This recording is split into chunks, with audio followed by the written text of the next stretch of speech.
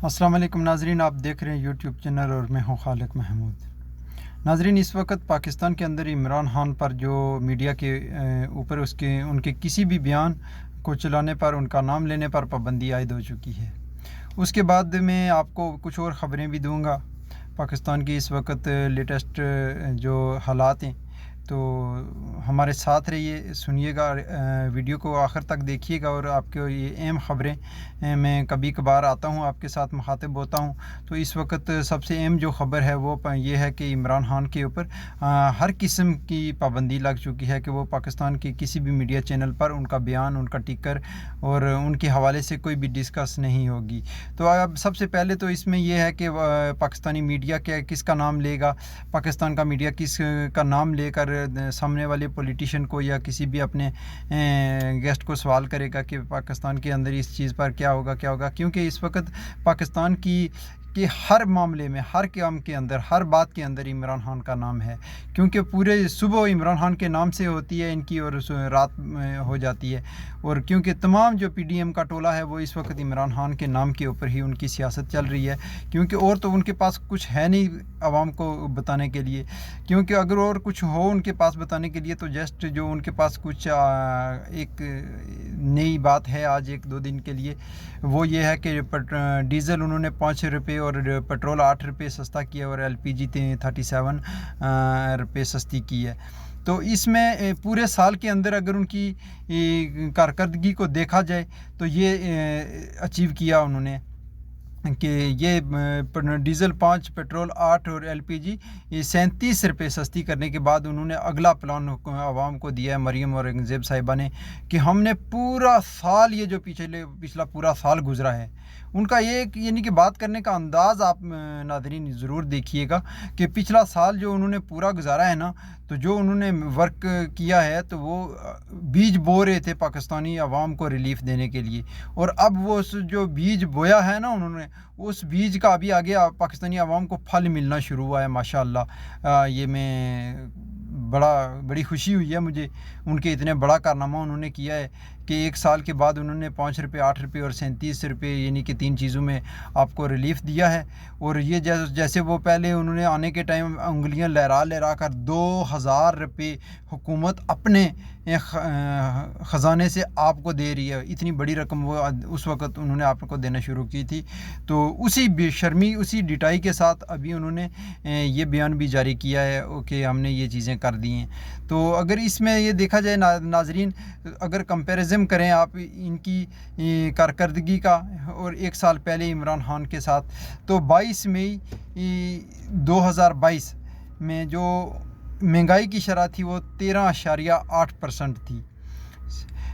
22 मई 2022 को जो महंगाई की शरह थी वो 13.8% थी, जो आज इस वक्त 1 साल के बाद 42.2% है।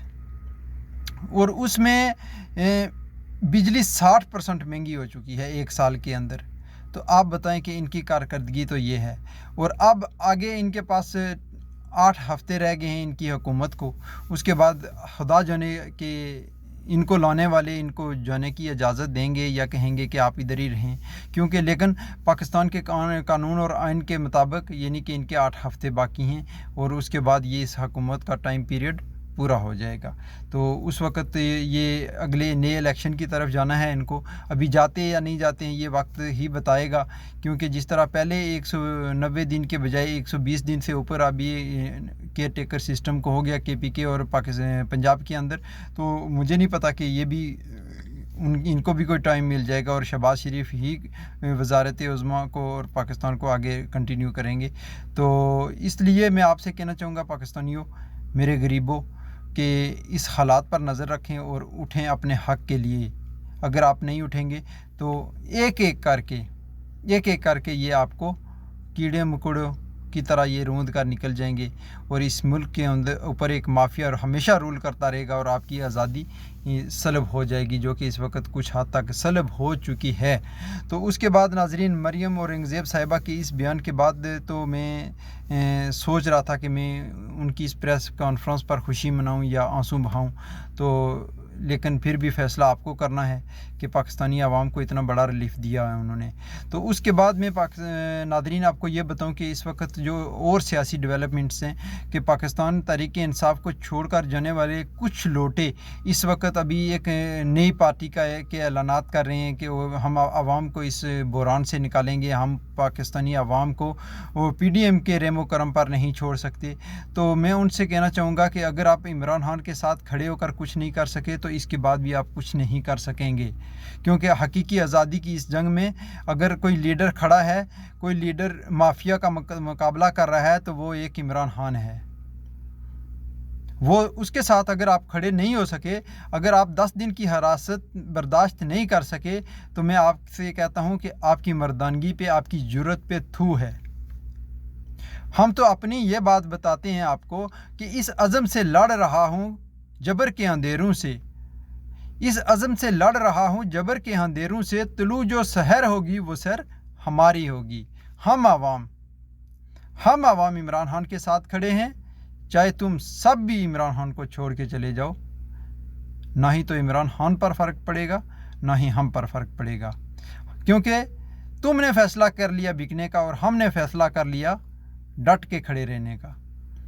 تو ہم ڈٹ کے کھڑے ہیں عمران خان کے ساتھ, اس کے مشن کے ساتھ. تو اس کے بعد میں پی ڈی ایم حکومت اور اس کے ہینڈلرز سے یہ کہنا چاہتا ہوں کہ آپ نے ہماری مسکراہٹ, آپ نے ہماری امید چھینی ہے. ہم اپنی مسکراہٹ اور اپنی امید کے لیے لڑیں گے, کیونکہ پاکستان کو پوری دنیا میں مضبوط, اس کو اپنے پاؤں پر کھڑا کرنا, اس کی معیشت کو مضبوط کرنا اور غریبوں کے حق کے لیے کھڑا رہنا ہمارا مشن ہے. اس جنگ میں ہم نہیں چاہتے تھے کہ ہم اپنوں کے سامنے کھڑے ہوں, کیونکہ دشمن سے جب ہم لڑتے ہیں تو ہمیں پتہ ہوتا ہے کہ سامنے ہمارا دشمن ہے, لیکن جب سامنے ہمارے اپنے ہی بھائی ہوں تو ہمیں مشکل آتی ہے. تو اس لیے میں آپ سے کہوں گا, تمام وہ طاقتور لوگوں سے, کہ ہمیں آپ سے اس جنگ میں مشکل ضرور ہے, لیکن ہم یہ جنگ جیتیں گے. آپ کی اس ناانصافی, اس ظلم اور جبر کا مقابلہ کریں گے, اور پاکستانی عوام ڈٹ کے کھڑی ہے. اور امپورٹڈ حکومت سے میں کہتا ہوں کہ اگر آپ کو اپنی مقبولیت کا اتنا احساس ہے, اتنا یقین ہے, تو الیکشن لڑیں, الیکشن میں آئیں, ہمارا مقابلہ کریں. اگر کہتے ہیں کہ پاکستان کی عوام میں آپ کی کوئی گنجائش باقی ہے تو عوام کا ووٹ لے کر دکھائیں. آزادانہ جلسے کمپین کرنے دیں تمام پارٹیوں کو, اور بالخصوص تحریک انصاف کو. اگر یہ چیز آپ کرنے دیں گے تو آپ کو اپنا چہرہ واضح نظر آ جائے گا. تو اس کے بعد میں سب سے زیادہ پریشان ہوں اس بات پہ, مجھے بہت ہمدردی ہو رہی ہے محترمہ جناب عزت مآب مریم نواز صاحبہ سے, کہ اب وہ کس کا نام لیں گی. عمران خان کا نام لینے پر تو ٹی وی پہ پابندی لگ چکی ہے, اس کا نام بھی نہیں لے سکتے آپ, اس کے نام کا ٹکر بھی کوئی ویڈیو چینل نہیں, میڈیا چینل نہیں چلائے گا. تو اب آپ کیا کریں گی؟ اپنے ابو کا نام تو آپ لیں گی نہیں, کیونکہ آپ کے ابو کے کرتوت ہم آلریڈی جانتے ہیں. تو اس لیے میں کہتا ہوں کہ اپنے چاچو جی کو کہیں کہ الیکشن میں آئیں. ان کے ہینڈلرز جو وہ بھی آپ کے اشاروں پہ ناچ رہے ہیں, تو ان سے بھی کہیں کہ الیکشن کرنے دیں, تاکہ ہم عوام کو بھی کوئی راستہ ملے اور آپ کو بھی کوئی راستہ مل سکے. تو اپنے اس چینل کا خیال رکھیے اور چینل کو سبسکرائب ضرور کیجیے. ملتے ہیں اگلے ولاگ میں. اللہ حافظ.